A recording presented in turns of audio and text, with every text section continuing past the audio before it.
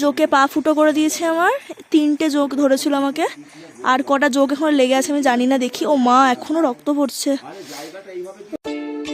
আজকে পেলিং ঘুরে দেখার পালা। পেলিংয়ে দেখার অনেক জায়গা আছে, কিন্তু আমরা পিক সিজনে গিয়েছিলাম বলে অনেক সমস্যায় পড়েছিলাম। প্রথমত গাড়ি পাওয়া যাচ্ছিল না, প্রচন্ড ভিড়।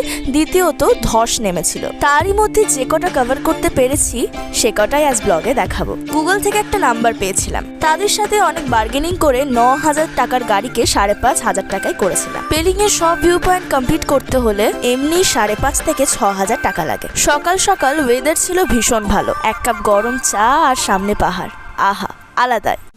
এখন বাজে প্রায় 9টায় গেস। আমাদের 9টাতে ড্রাইভার আসার কথা, অবভিয়াসলি আমরা লেট করেছি। এদের এতক্ষণে মনে হচ্ছে যে এরা নাকি চান করবে বা ড্রেস করবে, যেটা এখন অব্দি করেনি, আর আমি পুরোপুরি রেডি হয়ে গেছি।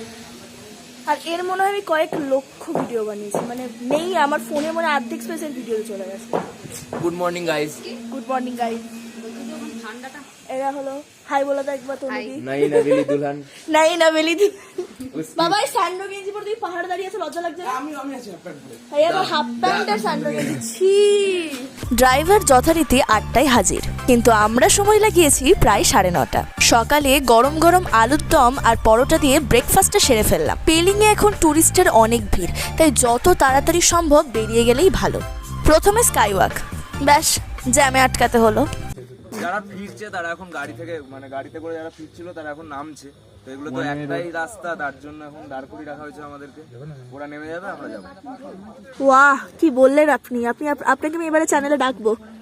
কাঞ্চনজঙ্ঘার মাথাটা একটুখানি ভিজিবল হয়েছে, মানে এত বড় লাগে এখান থেকে, কিন্তু এখন পুরো মেঘে ঢেকে গেছে। আবারও আরেকটুখানি কাঞ্চনজঙ্ঘা বেরিয়েছে। তাসি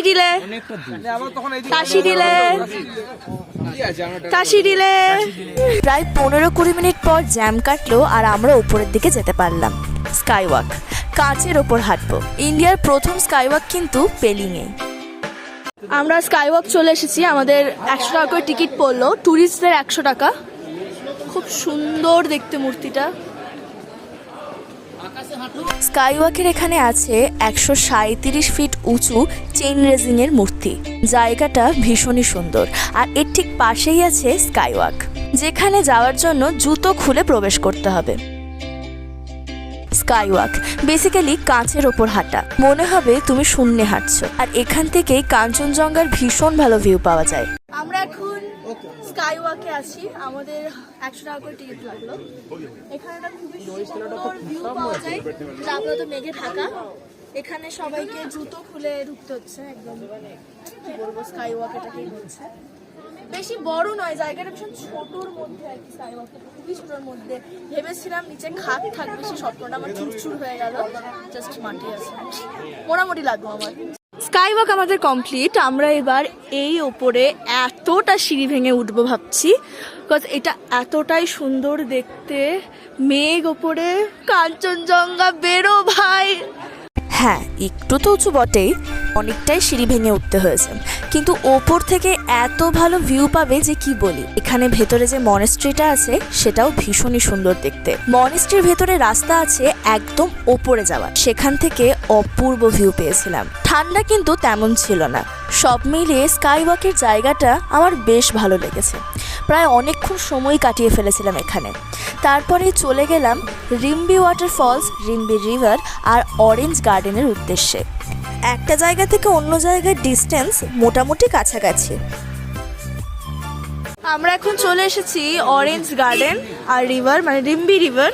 রিম্বি ফলসের রাস্তায় পড়বে, আমরা ওটা ফেরার সময় দেখবো। এই তো প্রত্যেক জায়গায় টিকিট লাগবে। এখানে আমাদের 30 টাকা দিয়ে ঢুকতে দিয়েছিল। আশেপাশে যে গাছগুলো দেখতে পাচ্ছ সেগুলোই কমলা লেবুর গাছ। কমলা লেবুর সিজনে এই গাছে গাছে প্রচুর কমলা লেবু ধরে থাকে। কমলা লেবু গাছ, এই যে এটা, এই তো আমাদের সব গাছ গাছরা চেনে। বোটানি নিয়ে অনার্স করেছি। বোলপুর কলেজে বোটানি নিয়ে অনার্স, নাইস। এটা নাকি টগর ফুল। ও মা, এগুলো সবই জায়েন্ট সাইজের কেন এখানে? অনেকটাই নিচে নামতে হবে, কিন্তু নিচে নামার জায়গাটাও খুবই সুন্দর, চারিদিকে ফুল আর ফুল। এই তো ফাইনালি আমরা নদীর কাছে এলাম।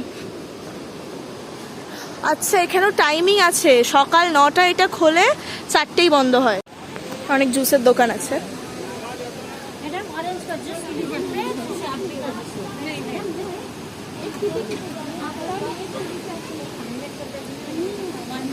রিম্বি রিভার বেশ সুন্দর দেখতে, জলও ভালোই ছিল, কিন্তু আমার যেটা ভালো লাগেনি নদীর কাছে একটা দড়ি দিয়ে আটকে রাখা হয়েছিল, তার উপর টুরিস্টের এত ভিড় যে নদীর একটু কাছেও ভালোভাবে আমরা যেতে পারিনি। কি গো লাভ মানে ভাবছো? টুবুংস কি কিছু বক্তব্য মিলেনিয়াম দাদা?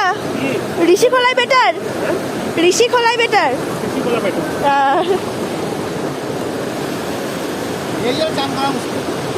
খুব ঠান্ডা।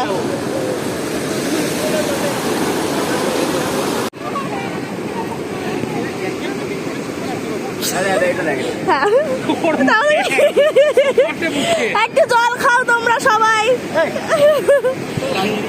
শুভদা এই দেখো, এখানে আমরা 70 টাকা দিয়ে কিনে নিয়েছি একটা অরেঞ্জের জুস। কেমন খেতে সোহম কাকাই বলো? সত্যি ভালো, একদম অরেঞ্জকে একদম পাল্প সমেত। ভালো খেতে লাগছে, সুন্দর না টেস্টটা? খুবই ভালো। এখানে এগুলো হলো পিচের গাছ, পিচ এখন অব্দি পাকেনি, কাঁচা। আমাদের এখন মোমো ব্রেক চলছে, মোমো খেয়ে এবার আমরা নেক্সট ভিউ পয়েন্টের দিকে যাব। এরপর আমরা রওনা দিই খাচিপাড়ি লেক বা উইশিং লেকের উদ্দেশ্যে। উইশিং লেকের পথেই পড়ে কাঞ্চনজঙ্ঘা ফলস, কিন্তু আমাদের কপাল খারাপ, কাঞ্চনজঙ্ঘা ফলস আমরা দেখতে পাইনি, কারণ সেদিন ওখানে ধস পড়ে রাস্তা একদম খারাপ হয়ে গিয়েছিল। উইশিং লেক যাওয়ার জন্য মোদিজি এসে এখানে রেলিংটা বানিয়ে দিয়েছিল। আমরা এইমাত্র উইশিং লেকের কাছে পৌঁছেছি, এখন আমরা জানি না যেতে হবে।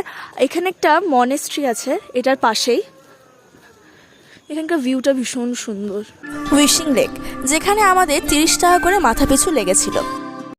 আমি এখান থেকে মাছকে খাওয়াবার জন্য কি সয়াবিন এটা নিয়ে নিয়েছি। এটা কত পড়লো? 30 টাকা পড়লো। হ্যাঁ সয়াবিন, ইয়েস। ও ওয়াও, এখানে আমি ইমা সুকুনা গোজো শেষ, ঘোরা শেষ, সুকুনাকে দেখে আমি শেষ। এখানে লেখা আছে ফিশ ফিডিং জোন, দেখা যাক এখানে একবার খাইয়ে যে মাছ আছে কিনা। হ্যাঁ অনেক মাছ আছে, ওয়াও অনেক মাছ আছে।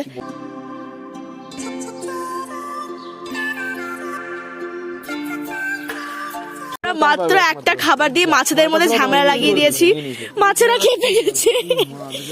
উইশিং লেক ওপর থেকে দেখে মনে হয় একটা বড় পায়ের ছাপ। অনেকে ভাবে এটা হলো বুদ্ধদেবের, আবার অনেকে মনে করে এটা মহাদেবের।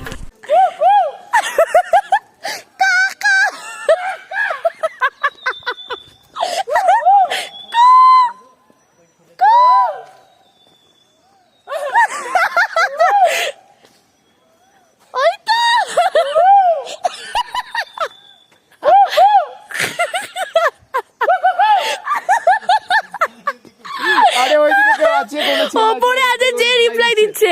জায়গাটা ভীষণই সুন্দর, ভীষণই শান্ত। আগে লেকের একদম কাছে অবধি যাওয়া যেত, এখন সেই রাস্তাটা একেবারেই বন্ধ, কিন্তু আমরাও কম যাই না। ভেতর দিয়ে একটা সরু রাস্তা দিয়ে আমরা সোজা চলে যাই, পৌঁছাই একদম উল্টো দিকটায়। এক জায়গা থেকে আমাদের এন্ট্রি দিচ্ছে, নামো নামো নামো, এন্ট্রি দিচ্ছিল না, আমরা উল্টো দিকের একটা রাস্তা দিয়ে এসেছি। এত সুন্দর একটা জায়গা। আবার আমার গোটা ভিডিওটাকে বিনকো, ও মাই গড, আওয়াজটা স্টপ হয়ে গেল। ব্যাঙ আক্রমণ করে দেবে, আমার ব্যাঙে ভয় লাগে। প্রচুর ব্যাঙ আছে এই জায়গাটাতে, গোটা ঝোপে অদ্ভুত একটা আওয়াজ উঠছে। আমরা এসেছি বলে আওয়াজটা মানে বন্ধ হয়ে গেল। কেউ জানতো না এই জায়গাটার বিষয়ে, মানে অবভিয়াসলি আগে অবভিয়াসলি হয়তো এখানে যেতে দিতে, এখন না এখানে এন্ট্রিটাই বন্ধ করে দিয়েছে। আমরা তাও এসেছি, আমাদের শোনার পর আবার সবাই চলে এসছে, কন্টিনিউ আওয়াজগুলো হচ্ছে। ও মা আওয়াজ হচ্ছে, কি সব বিষ ফল নিয়ে এসছে, দিয়ে বলছে খাবে। হ্যাঁ সব খেতে যাও না। ও মা এটা কি, এবারে রেড বেরি না বলছি, দেখ দেখ দেখ, এগুলো আবার কাঁটাও আছে।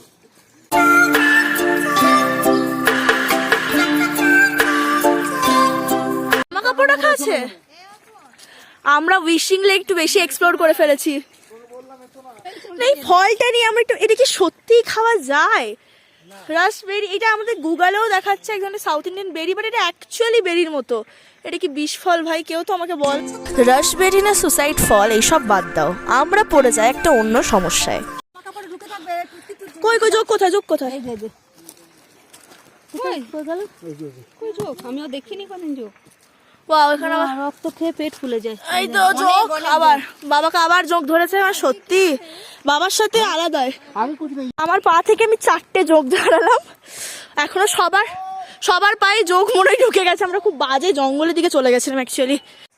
যোগে পা ফুটো করে দিয়েছে আমার, 3টে যোগ ধরেছিল আমাকে, আর কটা যোগ এখন লেগে আছে আমি জানি না, দেখি। ও মা, এখনো রক্ত পড়ছে। ওকে, এই তো 5টা, আমারও 4টে, বাবার কটা? 2টো 3টে। এমা আমি তাহলে হাইয়েস্ট এখন অব্দি? তোমার 2টো? সোমকাকের 2টো যোগ। তোমারটা দেখো, রক্ত তো খাইনি। ওই দেখো আবার একটা যোগ।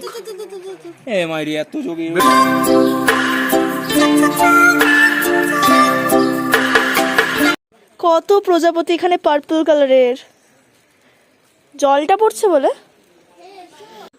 আমাদের উইশিং লেক কমপ্লিট। আমরা এখানে অনেকক্ষণ সময় কাটিয়েছি। 3:45 বাজে। এখন যে কাঞ্চনজঙ্ঘা ফলস হবে কিনা জানি না, কারণ এমনি ওখানে নাকি রাস্তায় ধস পড়েছে বলছে, তো ওটা একটা অসুবিধা।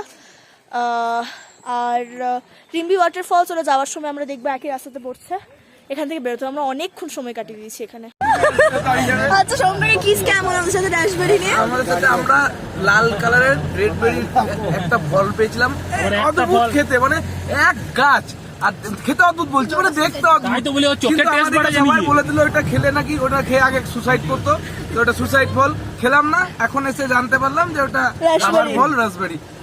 যাচ্ছে তাই মন খারাপ, কিছু করার নেই। আবিষ্কার করেছি রাসবেরিটা আমি ওখানে, কিন্তু খাবার জন্য আমি আর সঙ্গে উদ্যোগ নিয়েছিলাম। আর 80% তো এই ছেলেটা। আমি খেয়ে গেছি, বাবার গালে খাইনি। আমি মানে ওটাকে কিসে মুখের কাছে নিয়ে গিয়ে বললাম এটা কি বটে? আরে ভাই, আমি বলি ভাইলেট কালারটা হয় না? না, হয় না, অনেক ধরনের বেরি হয়। এটা blueberry, plum, I don't know, plum না পিচ, এটা কি কিছু একটা ফল দিলে আমি নাম জানি না। ও মা, টমেটো। রিম্বি ওয়াটারফলস, যদিও জল কম কিন্তু ভীষণই সুন্দর দেখতে। तो আমাদেরকে ঘুরিয়েছিল এই দাদা। भैया आपका नंबर बता दीजिए फोन का, अगर किसी को आपके साथ जाना हो तो। अच्छा, मेरा नंबर है आपको 8327243403। अच्छा, और ओके मेरा नाम है साई लिंबू, ओके। और मेरा गांव यही पेलिंगी है। पेलिंगी। आप आइए, आप लोग के हमेशा वेलकम है। থ্যাংক ইউ ভাইয়া। বলছি, রেস্টুরেন্টে শসা কাটার ব্যবসাটা কবে থেকে করছো? দিনকালটা পড়ে যায়, ঘর জমায়েই থাকতে হবে। এখন আমরা মুড়ি খাচ্ছি, মুড়ি মাখানো চলছে। বাঙালি মানে যেখানে সেখানে মুড়ি খাবে, চানাচুর, মুড়ি, আচারের তেল, আর কি চাই। পেলিং এ বৃষ্টি, এখন বাজে প্রায় 6:30 হবে হয়তো। একদিকে তো মেঘ ঢুকেছে আর একদিকে বৃষ্টি পড়তে লেগেছে। ভিজবো ভাবছি, কিন্তু এখানে আমার মা আমার দিকে বম্বাস্টিক সাইড আইয়ের মতো তাকিয়ে আছে। ঠিক আছে, ট্রাই করব। আমাদের হোমস্টেটা কি দেখতে, ওফ লাভলি। আমরা এখনই বললাম যে আমাদের স্ন্যাক্সটা 7টায় না দিয়ে এখনই একটু কফিটা দিয়ে দিতে, একটু বসে বসে কফি খাবো। এই বৃষ্টি, বাইরে বৃষ্টি পড়ছে। মিলেনিয়াম দা এবং মায়ের অক্লান্ত পরিশ্রমের ফল হলো এই মশলা মুড়ি, আর সঙ্গে আমরা খাচ্ছি গরম গরম কফি। এত সুন্দর একটা ওয়েদার, অ্যামেজিং।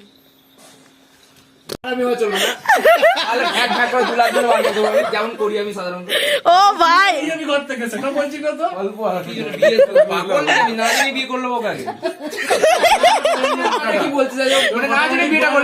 একটা কথা তো বলতেই ভুলে গেলাম, যেহেতু আমাদের গাড়ি ড্রাইভার কাঞ্চনজঙ্ঘা ফলস আমাদের দেখাতে পারেনি, তার জন্য আমরা 1000 টাকা কম করেছিলাম।